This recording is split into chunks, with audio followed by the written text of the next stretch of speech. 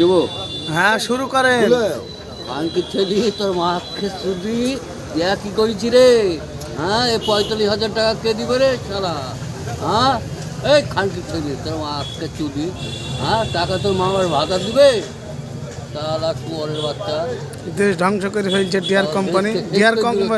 Deer কোম্পানিকে গালাগালি করতে হবে। ডিয়ার কোম্পানি তোর মাকে চুদি হবে তো মন্ত্রী বাটা। কি করেছে দেশের অবস্থা? গুড বেন্ডিলে খালা ভালো করে বলেন, ভালো করে বলেন, ভালো করে বলেন। তোর মাকে চুদার দরকার জানিস? টাকা দিবে না? টাকা তোর মার ভাতা দিবে রে খালা। বাচ্চারা খানকি ছেলিরা 45,000 টাকা থাকলে টাকাটা পেয়ে যেত।